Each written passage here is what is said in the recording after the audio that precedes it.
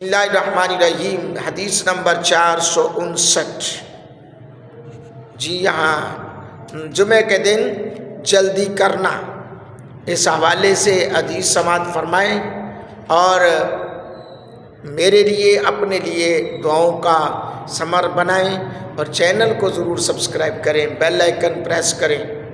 آئیے، حضرت ابو ہریرہ رضی اللہ تعالیٰ عنہ بیان کرتے ہیں، نبی اکرم صلی اللہ علیہ وآلہ وصحبہ وسلم نے ارشاد فرمایا، جو شخص جمعے کے دن غسل جنابت کی طرح غسل کرے پھر وہ مسجد کی طرف چلا جائے تو گویا اس نے اونٹ کی قربانی کی، اور جو شخص دوسری گھڑی میں جائے تو گویا اس نے گائے کی قربانی کی، جو شخص تیسری گھڑی میں جائے گویا اس نے سینگ والے دمبے کی قربانی کی، مسجد میں جو شخص چوتھی گھڑی میں جائے گویا اس نے مرغی کی قربانی کی، جو شخص پانچویں گھڑی میں جائے گویا اس نے انڈا صدقہ کیا۔ پھر جب امام نکل آئے تو فرشتے آ کر خطبہ سننے لگتے ہیں۔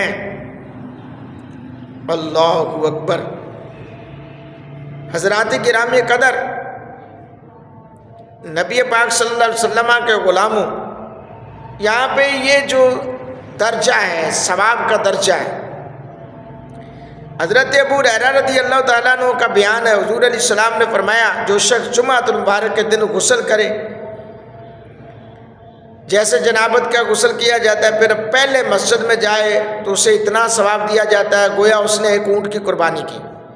دوسرے نمبر پر آتا ہے اسے گائے کی قربانی کا ثواب۔ تیسرے نمبر پر آنے والے کو دمبے کے سینگ والے دمبے کے بکرے کی قربانی کا ثواب۔ چوتھے نمبر پر آیا اسے ایک مرغی کا ثواب۔ پانچویں نمبر پر آیا اس کو انڈے کا ثواب، صدقہ کرنے کا ثواب ہے۔ اور جب امام خطبے سے نکل آتا ہے تو فرشتے ذکر سننے کے لیے آ جاتے ہیں۔ یہ صحیح بخاری شریف کے اندر حدیث صفحہ نمبر 305 پر موجود ہے۔ تو حضرات کرام قدر، یہ مقام ہے، ہمیں چاہیے پھر کوشش کریں نا، جمعے کے دن جہاں بھی کہیں ہوتے ہیں تو پہلے مسجد میں جایا کریں۔ اللہ تعالیٰ ہمیں نبی پاک صلی اللہ علیہ وسلم کی سیرت مطہرہ کو اپنانے کی توفیق عطا فرمائے، آمین۔